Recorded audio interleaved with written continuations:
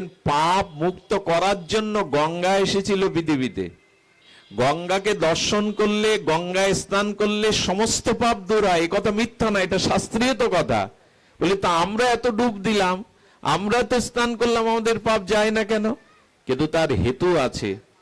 হেতু হলো শ্রী গঙ্গা পতিত পাবনী সদ্য পাতক নাশিনী, তার এই শক্তি আছে। কিন্তু আমাদের পাপ দূর হয় না কেন জানে? স্নান করলে গঙ্গা স্নানে গিয়ে যদি গঙ্গার ধারে দাঁড়িয়ে আপনি এই প্রতিজ্ঞা করতে পারেন, হে মাতা, হে পতিত পাবনী, হে হরিশ চরণশ্চুতা, হে সদ্য পাতক নাশিনী গঙ্গা, ইতিপূর্বে আমি যে পাপ করেছি আজ থেকে আমি তোমার সম্মুখে প্রতিজ্ঞা করছি পুনরায় সেই পাপ আমি আর কোনোদিন করব না। এইভাবে যদি আপনি পাপের না করার সংকল্প নিয়ে একবার ডুব দেন, তাহলে গঙ্গা মা সমস্ত পাপ আপনাকে জন্ম জন্মান্তরের পাপ নিয়ে নেবেন। কিন্তু যদি পুনরায় আবার যেটা সংকল্প করেছেন ওই পাপ আবার করেন, তাহলে ওই যে পাপগুলো গঙ্গা নিয়েছিল ওগুলোর সাথে আবার যুক্ত হয়ে যাবে। আমাদের দোষ হলো আমরা একবার সংকল্প করি, আবার সংকল্প ভেঙে ফেলি। এই ভাগবতে এসেও যদি আপনি পূর্ব পাপের অনুশোচনার দ্বারা প্রতিজ্ঞা করেন, সংকল্প করেন আর এই পাপ করব না, যদি সংকল্প করেন, তবে গঙ্গা স্নানে পাপ দূর হয় না কেন? লক্ষ লক্ষ মানুষ স্নান করছে। মাতা পার্বতী ভগবান শঙ্করকে বলছেন, হে ভগবান, যারা গঙ্গা স্নান করছেন আজকের এই যোগে তারা তো সবাই পাপ মুক্ত হবে। শিব ঠাকুর তখন এসে বলছে, গঙ্গা স্নান করে কজন? গঙ্গা স্নান সবাই করে না। বলে লক্ষ লক্ষ লোক যে ডুব দিচ্ছে, বলে এদের একটারও গঙ্গা স্নান হচ্ছে না। বলেন তাহলে একটু দেখান। বলে চলো, আমি অসুস্থ হয়ে সেজে বসছি, তুমি আমার পায়ের কাছে বসো। যে আসবে পথের মাঝখানে তাকে বলবে, তোমরা যদি কেউ নিষ্পাপ হয়ে থাকো তবে আমার স্বামীকে নিয়ে একটু স্নান করিয়ে দাও, কিন্তু তোমাদের যদি পাপ থাকে তাহলে আমার স্বামীকে ছুলে তোমরা মরে যাবে। এখন সেই ভোর থেকে ভগবান শঙ্কর অসুস্থ হয়ে পড়ে আছেন মাতা পার্বতী পায়ের কাছে। যে এসে বলে, মাতো, আপনি স্বামীকে নিয়ে এইভাবে রাস্তার মধ্যে পড়ে আছেন, বললেন অসুস্থ স্বামী একটু গঙ্গা স্নান করবে। বলে ঠিক আছে, আমরা ধরে নিয়ে করে দিচ্ছি, পথ তো ছাড়ো। বলে একটা সত্য আছে, যে কখনো পাপ করেনি সেই আমার স্বামীকে স্পর্শ করবে, নালে সে মারা যাবে। কেউ আর ছই থাকে? যখন সন্ধ্যা নেমে যাচ্ছে শিব ঠাকুর বলছেন, এর পরেও তুমি এখনো দেখতে চাও? বলে প্রভু, তার এই লক্ষ লক্ষ লোক স্নান করছেন। বলে না, এরা গঙ্গা স্নান করছে পাপ স্খলনের জন্য নয়, এরা আবার পুনরায় পাপ করার সংকল্প এদের চিত্তে আছে, করে, আর এই জন্য পাপ যায় না। সুধীবৃন্দ, শিব ঠাকুর যখন এভাবে বলছে তোমার পরীক্ষা এখনো শেষ হলো, বলো প্রভু সত্যিই তো বলেছেন গঙ্গা স্নান তো এই লক্ষ লক্ষ লোকের মধ্যে কেউ করেনি। আরে একজন যে জীবনে ধর্মকর্ম করেনি সেও এসেছে গঙ্গা যুগে স্নান করতে। আর এসে বললেন, মা তুমি বসে আছো? তো বলে হ্যাঁ, আমার স্বামী অসুস্থ, একটু গঙ্গা স্নানের জন্য আমি তো নিয়ে যেতে পারছি না। বলে চলো আমি নিয়ে যাচ্ছি। বলো শোনো, যদি তোমার পাপ থেকে থাকে কোনো, তাহলে স্বামীকে স্পর্শ করলে তুমি মারা যাবে। তখন হাসছে, বলে আমার তো পাপ নেই। বলে কেন? বলে দেখলে না, তোমার কি চোখ নেই? আমি গঙ্গা স্নান করে এলাম। আর গঙ্গা স্নান করলে কি আর পাপ থাকে? আমার তো কোনো পাপই নেই। এই তখনই তাকে স্পর্শ করলেন, তখনই ভগবান স্বরূপে দেখা দিয়ে বললেন, এই একজনই লক্ষের মধ্যে কেবল গঙ্গা স্নান করেছে। এখন আমরা বারবার ঠকি, বারবার কষ্ট পাই, বারবার আবার সেই পাপ করি ফিরে গিয়ে। কলিতে পাপ নষ্ট করা সমস্যা নাই, এক কৃষ্ণ নামে সমস্ত পাপ ক্ষয়। শাস্ত্র বলছে একবার কৃষ্ণ নাম নিলে কেমন জানেন? গুরু মহারাজ বলছেন, ফাঁকা মাঠের মধ্যে কিছু লোক দাঁড়িয়ে আছে, ওখানে যদি কামান ডাকেন, ওদের প্রতি যদি কামান নিক্ষেপ করেন, কামানের গোলা বাজবে না।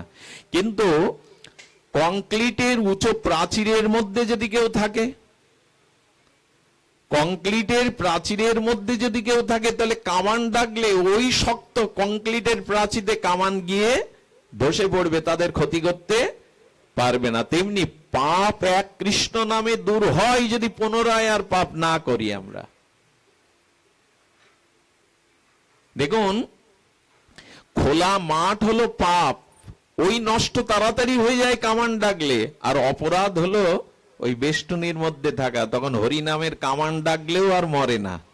মানে পাপ ক্ষয়, অপরাধ ক্ষয় না। এই জন্য পাপের থেকে কোটিগুণ হলো অপরাধ, আর সেই অপরাধের প্রধান অপরাধ হলো মহৎকে অবজ্ঞা করা, গুরুজনকে অবজ্ঞা করা। জীবনে এই দেখুন, নারদকে তারা অবজ্ঞা করছে, তোমার মতো ভিখারি আমার পিতার দুয়ারে লুটোপুটি খাচ্ছে, ধনের গর্বে আর মদিরা পান করে কি তাদের গর্ব।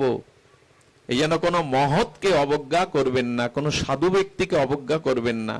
এই অপরাধের কথা একটু বলতে হয়, খুব মার্মিক কথা শুনুন। রাধাকুণ্ডে একথা বলেছিলেন নিতাই চাঁদ বাবাজি মহারাজ, ছিল গুরু মহারাজ তখন বর্তমানে ছিলেন, পুষ্পাঞ্জলি দিচ্ছিলেন 1 মাস পাঠের পরে। বাবা ঘুম আসছে তোমার, চোখ খোলা রাখো। তো কি করেছেন, অপরাধের চিন্তা করুন। কলকাতা থেকে এক ভদ্রলোক এক বৈষ্ণবের কাছে টাকা দিয়েছে রাধাকুণ্ডে মন্দির কার নির্মাণের জন্য। সেই বৈষ্ণব টাকাটা দিয়েছে তাকে, কিন্তু এই মহাজন যিনি টাকা দিয়েছেন, ধনী ব্যক্তি, তার কাছে কি ভুল ব্যাখ্যা করেছে, এই বৈষ্ণব টাকা পুরোপুরি দেননি, নিজের কাছে রেখে দিয়েছেন। তাকে পেয়ে রাধাকুণ্ডে এই ভদ্রলোক বলছেন, আপনি তো মিথ্যাবাদী, আপনি টাকাটা যথাযথ দেননি। উনি কিন্তু একবার বলেছেন আমি টাকা যথাযথ দিয়েছি, কিন্তু যখনই এই বদনাম দিলেন উনি হেসে ওইটাকে হজম করলেন। যেই বলেছেন মিথ্যাবাদী আপনি, টাকা পুরোপুরি দেননি, এখানে দাঁড়িয়েছিলেন যিনি এই আলোচনা রাধাকুণ্ডে করছেন, তিনি নিত্যানন্দ বংশবতংশ একজন দাঁড়িয়ে আছেন গোস্বামী। তিনি বুঝলেন উনি তো হেসে উড়িয়ে দিয়ে চলে গেলেন, কিন্তু এই যে উনি মিথ্যাবাদী বললেন, এই অপরাধের সাথে সাথে 1 মাসের মধ্যে তার দেহে দেখা দিল ক্যান্সার। 6 মাস মাত্র বেঁচে ছিলেন। ওনার শেষ সময়ে উনি চিন্তা করলেন, কেন যে ঘটেছে এটা আমি জানি। মহৎকে মিথ্যাবাদী বলায়, টাকা কিন্তু তিনি দিয়েছিলেন, মহৎকে মিথ্যাবাদী বলায় উনি চিন্তা করেছিলেন যে বৈষ্ণব অপরাধের কি বিঘাতক ফল হতে পারে। উনি মনে করলেন ওর তরফ থেকে আমি একটা চিঠি লিখি বৃন্দাবনে ওই বাবার কাছে, বাবা ওকে ক্ষমা করুন, ও মৃত্যু শয্যায়। কিন্তু যেই দিন চিঠির সংকল্প করবেন লিখবেন, ওই দিন দুপুরে উনি মারা যান। উনি বলছেন প্রত্যক্ষ এই হলো মহৎ অপরাধের ফল। পাপ ক্ষমা হয়ে যায়, কিন্তু মহৎ চরণে অপরাধ করবেন না। শুদ্ধ মহৎ চরণে অপরাধের, আমাদের গোবর্ধনে এক রাধাকুণ্ডের বাবাজি পাঠ করতে গেছেন, পাঠ করে ওখানে উনি প্রসাদ না নিয়ে ফিরে এসেছেন, তাদের ঠিকভাবে বলে আসেননি। তো যারা পাঠটা দিয়েছে তারা মনে মনে খুব কষ্ট পেয়েছে, বাবা প্রসাদ না নিয়ে চলে গেল, আমরা অপরাধী হলাম। ওই দিন থেকে ওনার ভজন সাধন নষ্ট হতে লাগলো, ওনার লীলা স্মৃতি আসছে না, রাধারানীর চরণ চিন্তা আর মনে মনে আসছে না। উনি গুরুদেবের কাছে গেলে বললেন, তোমার অজান্তে কোনো কাউকে তুমি আঘাত দিয়েছো, অপরাধ হয়েছে। উনি তখন চিন্তা করলেন প্রসাদ না নিয়ে আসাই ওরা হয়তো কষ্ট পেয়েছে। উনি গিয়ে সাষ্টাঙ্গে তাদের চরণ ধরে লুটিয়ে পড়লেন, ক্ষমা করো আমায়, আমার ভজন স্ফূর্তি আসছে না, আমার লীলা স্মরণ আসছে না। যেই তারা বললেন হ্যাঁ ব্যথা একটু পেয়েছিলাম, আপনাকে প্রসাদ দিতে পারিনি, ওই দিন থেকেই তার আবার ভজন নূতন নিয়মে নূতন আগ্রহের সৃষ্টি হলো। এগুলো কেন বলছি, অপরাধ থেকে দূরে থাকুন। পাপ এটা ক্ষমা হয়, কিন্তু অপরাধ কিন্তু ক্ষমা হয় না। অপরাধ বিঘাতক, এটি আপনার ভজন সাধনকেই নষ্ট করে দেবে, আয়ু শ্রী ধর্ম সমস্ত মঙ্গল বিনষ্ট করবে। কিন্তু আজকের দিনে তো আমরা ওটাই বেশি করি। আমাদের জিহ্বায় রস আসে না যদি আমরা মহৎ নিন্দা না করি। মদ্য মাতালেরও কখনো উদ্ধার হবে, কিন্তু সাধু নিন্দা মহৎ নিন্দাকারীর কোনো উদ্ধার নেই। দয়া করে নিন্দা করে লাভটা কি আমার, সমালোচনা করে লাভটা কি আমার? এই এরা অনুষ্ঠান করছে, নগর কীর্তন করে, মানুষ এত টাকা দেয়, টাকা নিশ্চয় এরা রেখে দেয়। এই এটা বলার মানে আপনারা যে বলেন আমি কিন্তু তা বলছি না, আমি একটা দৃষ্টান্ত দিচ্ছি, এরকম ভাবা উচিত নয়। আরে জগতে কে কি করছে তা আমি কি সমাধান করব? ব্রহ্মা পর্যন্ত সমাধান না করতে পেরে ক্ষীরসাগরের তীরে ভগবানকে ডাকছে, তোমার জগৎ তুমি সৃষ্টি করেছো, তুমি রক্ষা। ব্রহ্মা যদি কিছু উপায় না করতে পারে, আপনি আমি মাথা ঘামিয়ে কি করব? কে কি করছে, যে করছে তার কর্মফল সে ভোগ করবে। আপনি কেন নিন্দা করতে যাচ্ছেন? আপনি কেন সাধু নিন্দা বৈষ্ণব নিন্দা করতে যাচ্ছেন? বলে কেউ যদি এরকম কাজ করে আমি বলবো না, বলে কি তুমি তার সংশোধন করতে পারবে? তোমার কথাই সে সংশোধন হবে না। তাই পারতপক্ষে দেবর্ষিবাদ নারদের মতো মহতের কৃপা যেদিন হবে, সদ্গুরুর কৃপা হবে, সেদিন এই অপরাধ থেকে আমরা বাঁচতে পারবো। ছোট ছোট কথা, কিন্তু এর গভীরতা অনেক।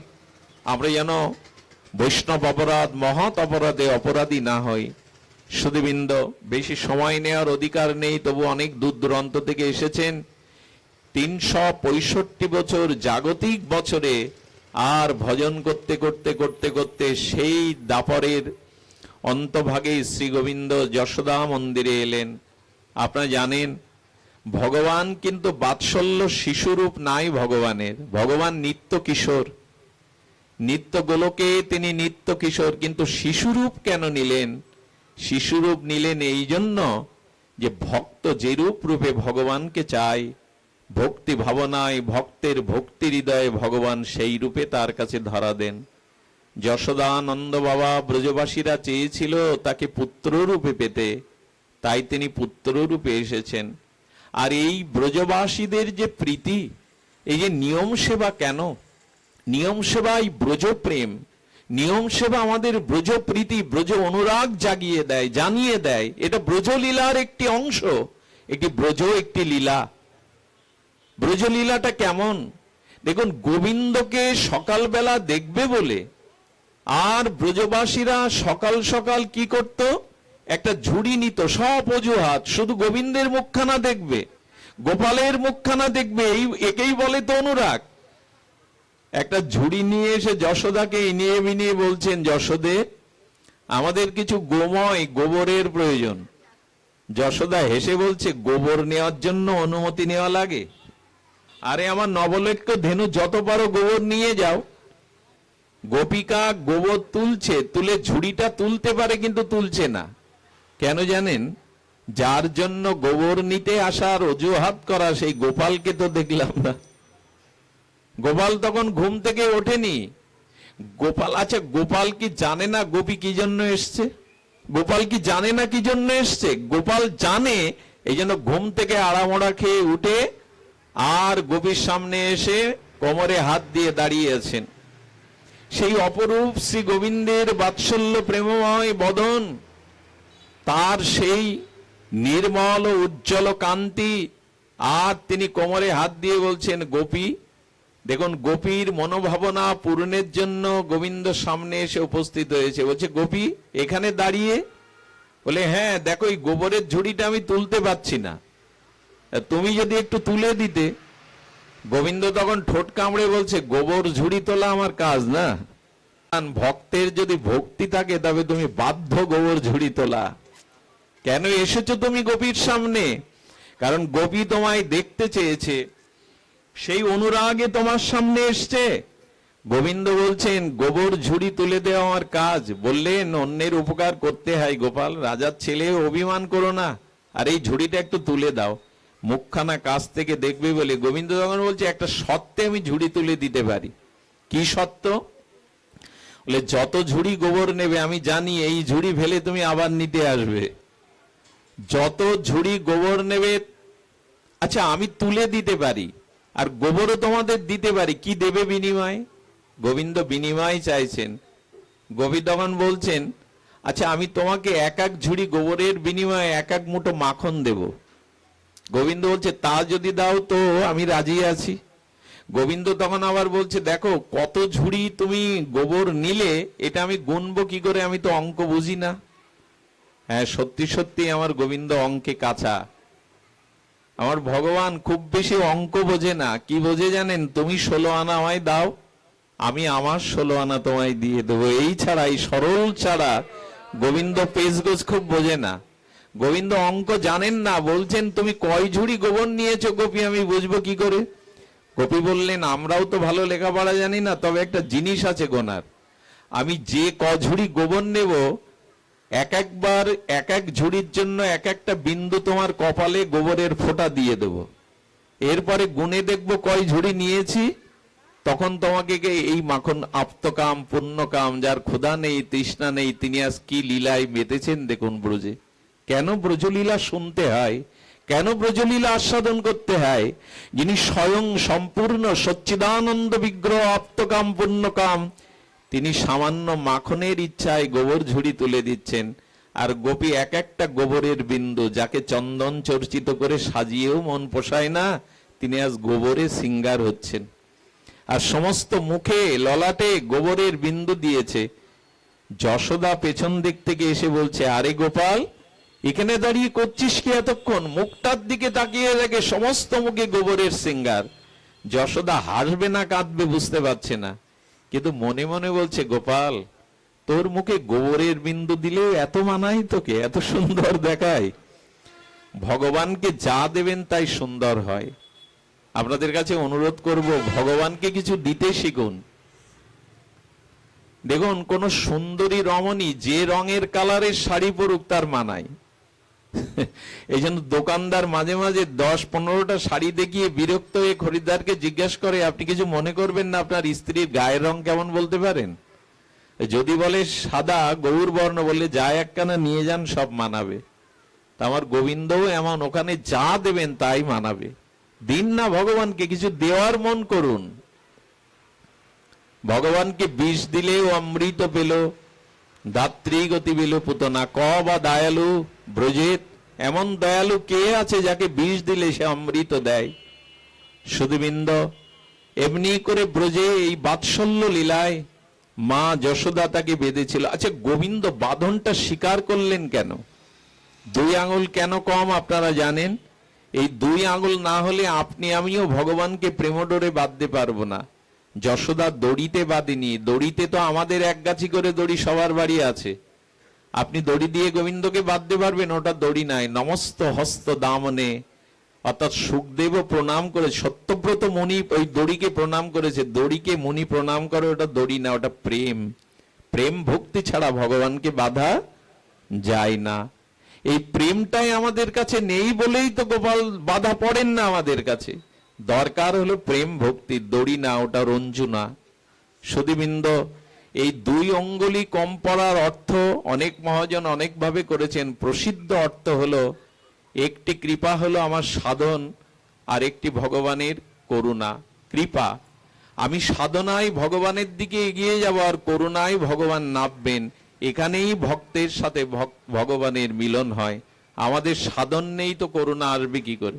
ছিদ্র পাত্রে যতই অমৃত ঢালেন ওখানে দাঁড়াবে না তো। আমাদের সাধন নেই, ভজন নেই, তো করুণা কোথায় এসে দাঁড়াবে? ছিদ্র পাত্রে অমৃত ঢাললেও তো সুরক্ষিত হবে না, পড়ে যাবে। এই জন্য একটু ভজন সাধন করতে হবে, তবেই ওখানে করুণাটা এসে আশ্রয় নেবে। 1 আঙুল তাহলে কি? সাধনা, আর 1 আঙুল হলো ভগবানের করুণা। এই দুটো মিললেই ভগবান প্রেমে বাধা পড়বেন। তো ভগবানকে রঞ্জু দিয়ে বাঁধলেন, উদুখলে বেঁধে রাখলেন এই ননিচোরাকে। এই ননিচোরাকে বন্ধনের পর আপনারা জানেন গোবিন্দ এটা কাটতে সক্ষম হয়নি। সখাদের ডেকে বললেন, সখাগণ, আমার বন্ধনটা তোমরা ছিঁড়ে নাও, কেটে দাও, আমি খেলতে পাচ্ছি না। গোবিন্দ নিজে চেষ্টা করলেন, সখাগণ চেষ্টা করলেন, কিছুতেই বন্ধন কাটে না। পদকর্তা বলছেন, টিকাকারগণ বলছেন, গোবিন্দ, তুমি সর্বশক্তিমান ভগবান সচ্চিদানন্দ হতে পারো, কিন্তু ভক্তের প্রেমের বাঁধন খোলার মতো শক্তি তোমার নেই ভগবান। তুমি ভক্তের প্রেমের কাছে অধীন। ভক্তের প্রেমরঞ্জন বন্ধন কাটবার ক্ষমতা তোমার নেই, সত্যি আজও নেই। ভগবান কখনো ভক্তের ভক্তির বাঁধনকে ছিঁড়তে পারেন না। তিনি সবকিছুই পারেন, পারেন না শুধু ভক্তের ভক্তির অধীনস্থ কেটে যেতে। তিনি স্বাধীন কিন্তু পরাধীন। অহং ভক্ত পরাধীন, ভক্তের কাছে তিনি পরাধীন। সুধীবৃন্দ, এরপরে জানেন সেই উদুখলে যে চিকন সেই কাষ্ঠটা, আর এই যমল অর্জুনের দিকে গোবিন্দের দৃষ্টি গেল। এই দেখুন, ভগবানের দৃষ্টি যমল অর্জুনের দিকে কেন গেল? নারদের কথা মনে পড়েছে। আমার ভক্ত এদের আশীর্বাদ করেছিল, বৃক্ষরূপে জন্ম দিয়েছিল, আর বলেছিল আমার লীলাতে আমি এদের উদ্ধার করব। গোবিন্দ ভক্তের কথা সর্বদা রাখেন। তিনি তার প্রতিজ্ঞাও বহুবার ভঙ্গ করেছেন ভক্তের প্রতিজ্ঞা রক্ষার জন্য। এই জন্য কোনো ভক্ত যদি আপনার প্রতি আশীর্বাদ করে দেয়, সেই আশীর্বাদ পূরণের জন্য ভগবান চেষ্টা করেন। সদ্গুরুদেব কোনো ভক্ত যদি আপনাকে আশীর্বাদ করে, ওই আশীর্বাদ পূরণের জন্য ভগবান চেষ্টা করেন, এই তার প্রমাণ। নারদ বলেছিল ভগবান তার লীলাতে তোমাদের উদ্ধার করবে। আজ গোবিন্দের দৃষ্টি গেল, সেই উদুখলে রঞ্জুতে বেঁধে ভগবান টান দিচ্ছেন, তবু দড়ি কাটছে না, বললো কাটতে পারবে না। এখন দুটো বাঁধন আপনারা কাটতে চেষ্টা করলেও পারবেন না। এক ভক্তি ভক্তের প্রেমের ডোরে ভগবানকে বাঁধলে এটা ভগবান কাটতে পারে না, আর পিতামাতার স্নেহের আশীর্বাদের বাঁধন কোনো সন্তান আজ পর্যন্ত কাটতে পারেনি, পারবেও না। তাই দয়া করে পিতামাতা ঋণ শোধ করার চেষ্টা করবেন না। অনেক তো করেছি তোমার জন্য, আর কি করব। এই কথা কখনো বলবেন না যে তুমি আমার জন্য কি করেছো, বাবা আমাদের জন্য কি করে গেছে, মা আমাদের জন্য কি করেছে। খবরদার। কারণ যে শরীরটা আপনি নিয়েই কথা বলছেন, এই শরীরটা তাদের দেওয়া। আজ আমরা যেটুকু ধর্মকর্ম করতে পারছি, এই হরিকথা শুনতে পাচ্ছি, শরীর না পেলে কি করতে পারতাম। এই শরীরটা দান তাদের। মাই হলো প্রথম গুরু। মা শিখিয়েছে, কাকাবাবু ওনার সাথে এমন করে কথা বলতে নেই, ওনার জুতোটা পায়ে দিতে নেই। এইসব শিক্ষাগুলো কে দিল জন্মের পরে? মাই দিয়েছে। এই জন্য যে মা ভক্তি এবং ভজনের পথে, সে মার সন্তান উচ্ছন্নে যেতে পারে না, নষ্ট হয়ে যেতে পারে না। কারণ ভজনশীলা মা, ভক্তিমতী মা, ওই জন্মের পর থেকেই তার দুধটা, স্তনের দুধ খাওয়াতে গিয়েও তিনি হরিনাম করে খাওয়ান। ওই দুধটা তার ভেতরে গিয়ে প্রসাদ হয়ে যায়, শুভচিন্তার কারণ হয়ে যায়। এই জন্য একটা ভালো মা দরকার। ভালো সন্তানের জন্য আগে মায়ের ভজনশীল হওয়া দরকার। সন্তানকে হরিনাম করতে করতে যারা দুগ্ধ পান করায়, ওই দুগ্ধ সন্তানের মধ্যে দিয়ে ভক্তি সঞ্চারিত করে। ওই যে মঙ্গল আরতি করে, সন্ধ্যা আরতি করে জলসংকেত জল সন্তানের মাথায় দিলে 10,000 গাভী দান করলে যে পুণ্য হয়, সেই পুণ্য সন্তানের মাথায় আসে। মহা পাপ হতে মুক্ত হয়ে যায়। এগুলো করে মায়েরা। ভগবানকে প্রতিদিন প্রণাম করানো, সন্ধ্যাবেলায় ভগবানের কাছে প্রণাম করে পড়তে বসা, এই শিক্ষাগুলো যদি মা দেয়, মাই তো আদিগুরু। তাই পিতামাতার বাঁধন কেউ ছিঁড়তে চেষ্টা করবেন না। পিতামাতা দিন কেউ তোমাকে টিভি কিনে দিয়েছি, বড় খাট দিয়েছি, 3 বেলা খাওয়ার অভাব রাখিনি, তা এমন করো কেন, এইসব কথা তুলবেন না। পিতামাতা দিন কোটি জন্মেও সোদের বন্ধন কাটবার ক্ষমতা আজও পর্যন্ত কোনো আরে ভগবানের হয়নি তো আপনার আমার। ভগবানও তাদের এই ঋণ শোধ করতে পারেনি জগৎ লীলাতে এসে। পিতামাতা ঋণ শোধ করতে চাইবেন না, বরঞ্চ আরো ঋণে জড়িয়ে পড়বেন। এই যমল অর্জুন বৃক্ষকে গোবিন্দ উৎপাটিত করলেন, আর বজ্রপাতের মতো, চারিদিকে ঝঞ্ঝাবাদের মতো যেন শোন ব্রজমণ্ডল কাঁপিয়ে আর এই দুটি বৃক্ষ উৎপাটন হলো। সখাগণ দূরে দাঁড়িয়ে দেখছে, বৃক্ষ থেকে 100 কোটি চন্দ্রপ্রভা, 100 সূর্যের জ্যোতি কিরণ প্রভাময় দুটো শরীরে ভগবানকে বন্দনা করতে শুরু করলো। তাদের জ্যোতি, তাদের দিব্যতা যেন ঠিকরে আলোর 100 কোটি সূর্যের মতো তেজদীপ্ত। ভজন করলে তাদের ভিতরে একটা জ্যোতি দেখা দেয়। যারা নিরপরাধে ভজন করে, তাদের ভিতরে একটা জ্যোতি দেখা দেয়, একটা প্রভা দেখা দেয়, তাদের সাত্বিকতা প্রকাশ হয়। সুধীবৃন্দ যখন স্তুতি করছেন, এই স্তুতিটা বলেই আমি পাঠ বিশ্রাম করব। স্তুতিটা বড় মার্মিক স্তুতি। এই স্তুতিটা নিশ্চয়ই আপনাদের শুনতে হবে একটু মন দিয়ে। কারণ আজকের এই যে তথা প্রেম ভক্তি সকাং যে প্রযচ্ছ, এই যে প্রেম ভক্তি পেয়ে গেল কেন, আর প্রেম ভক্তি পেলে তার লক্ষণ কি হয়, সেইটি এখানে বলছেন। যখন স্তব করছে, তাদের স্তবের ভাষা আপনারা বহুবার শুনেছেন, বাণী গুণানুকথনে। তারা কি প্রার্থনা করছে ভগবানের কাছে হাত জোড় করে? নলকবর মণিগ্রীব সেই তেজদীপ্ত পুঞ্জময় দিব্য শরীরে তারা প্রার্থনা করছে, বাণী গুণানুকথনে শ্রবণ কথায়াং হস্তৌচ কর্মসু মনস্তব পাদ জনা। কি অপূর্ব! শ্রিতাং শিরস্তব নিবাস জগত প্রণামে 20টি শতাং দর্শনেতাং ভবন উত্তমম।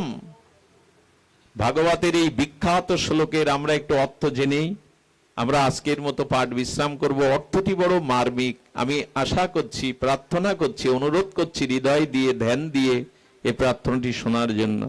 বলেন, হে ভগবান, আপনার চরণে এই নিবেদন, দেবশ্রীপাদের কৃপায় যখন আপনার দর্শন পেলাম, তখন আমাদের এই বরদিন, এই আশীর্বাদ দিন, আমাদের আজ থেকে আমাদের মুখের বাণী বা শব্দ যেন আপনার গুণাগুণ করে, অন্য আন কথা, সংসার কথা যেন না বলে। সুধীবৃন্দ, আমাদেরও জীবনে এটা হয়েছে। দেখুন, আমরা শক্তিগুলো নষ্ট করছি। আচ্ছা, ভগবান আমাকে বোবা করেনি কেন? ভগবান আমাকে বাক শক্তি দিয়েছেন কেন? তার গুণকীর্তন করার জন্য। সুধীবৃন্দ, অনেক জন্ম পেয়েছি, আর সেই জন্মে জিহ্বা পেয়েছি। দেখুন, শূকর কুকুরগুলো, বাঘ ভাল্লুকগুলো, সাপ ব্যাঙগুলো জিহ্বা আছে, কই ভগবানের কথা তো বলতে পারে না। কৃষ্ণ তো তাদের মুখে উচ্চারণ হয় না। কুকুরগুলো চিৎকার করেও তো কৃষ্ণ বলতে পারে না। ব্যাঘ্রগুলো তো কৃষ্ণ বলতে পারে না। আমি অনুরোধ করছি আপনাদের, সেই জিহ্বা মানুষ হয়ে পেয়েও যদি কৃষ্ণ না বলি, কৃষ্ণ কথা না বলি, হরি নাম জিহ্বায় উচ্চারণ না করি, যদি গোবিন্দের গুণগাথা এই জিহ্বায়, গোবিন্দের শ্রী নাম, মহিমাপূর্ণ নাম এই জিহ্বায় উচ্চারণ না করি, তবে জানবেন এই জিহ্বার পাবো না, অন্য জিহ্বা পাবো। যে জিহ্বা পেলে সেই জিহ্বা আর কৃষ্ণ বলা হবে না, ভগবানের নাম আর বলা হবে না।